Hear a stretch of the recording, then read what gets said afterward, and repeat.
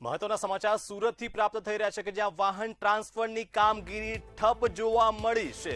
મહત્વના સમાચાર સુરતથી કે જ્યાં વાહન ટ્રાન્સફરની કામગીરી અત્યારે ક્યાંક ને ક્યાંક ઠપ જોવા મળી છે। 15 દિવસથી અરજીઓ અટવાઈ રહી હોવાનું લોકો દ્વારા કહેવામાં આવી રહ્યું છે। આધાર ચકાસણીમાં ટેકનિકલ ખામી સર્જાતા વાહન વ્યવહાર જે ટ્રાન્સફરની જે સર્વિસ હોય એ અત્યારે ઠપ જોવા મળી છે। રોજ 300 થી વધુ અરજદારો પરેશાન જોવા મળ્યા છે।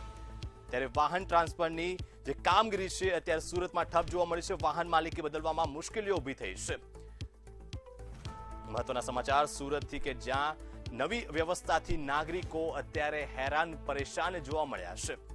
ત્યારે 15 દિવસથી અરજીઓ અટવાઈ રહી છે ત્યારે વાહન ટ્રાન્સફરની જે કામગીરી છે એ અત્યારે ઠપ જોવા મળી છે। આધાર ચકાસણીમાં ટેકનિકલ ખામી સર્જાતા આ પરેશાની ભોગવવાનો વારો આવ્યો છે। ત્યારે વધુ માહિતી સાથે સંવાદદાતા દીપક રાય લાઈવ જોડાઈ ગયા છે। દીપક, સુરતમાં અત્યારે વાહન ટ્રાન્સફરની જે કામગીરી છે અત્યારે ઠપ જોવા મળી છે। કયા પ્રકારની પરેશાનીનો લોકોને સામનો કરવો પડી રહ્યો છે? વાત કરીએ સુરત શહેરમાં છેલ્લા 15 દિવસથી જે વાહન ચકાસણી અને ટ્રાન્સફરની કામગીરી છે જે ઠપ જોવા મળી છે। ખાસ કરીને વાત કરીએ તો લોકો એમાં હેરાન પરેશાન થઈ રહ્યા છે।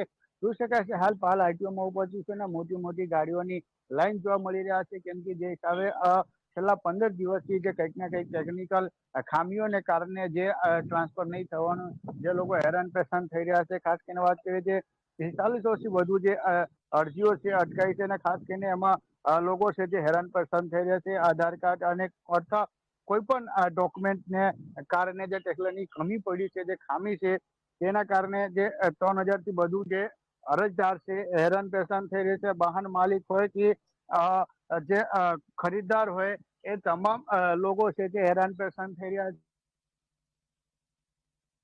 સંખ્યામાં લોકો અહીંયા લાઈનમાં છે અને ખાસ કરીને જે હિસાબે વાત કરીએ સુરત શહેરના માલ આરટીઓ વિસ્તારમાં છે જે લોકો હેરાન પરેશાન થઈ રહ્યા છે। સવારથી જ આવી જાય છે। શું નામ છે આપણું ને ક્યારે આવ્યો અહીંયા? ક્યારે આવ્યો? પહેલી વખત છે બીજી વખત છે? પહેલી વખત છે। કામ શરૂ થઈ જાય છે?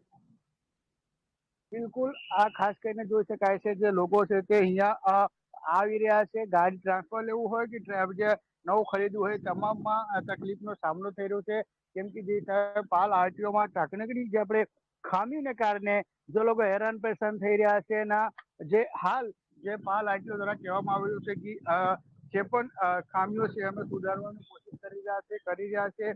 ત્યારબાદ જે અધિકારીઓ છે એ બયાન આપવા તો છેતરી રહ્યા છે, પણ ખાસ કરીને જે વાત કરીએ કે હાલ જે આરટીઓ વિભાગ છે જે ખામીઓ છે દૂર કરવાની તજવીજ હાથ ધરી છે, કેમ કે જે 15 દિવસથી જે ખામી આવી રહી છે અને કશે ને કશે એમાં જે લોકો છે હેરાન પરેશાન થઈ રહ્યા હતા, તેના કારણે હાલ જે આરટીઓ વિભાગ છે એ ખામી દૂર કરવા માટે તજવીજ હાથ ધરી છે।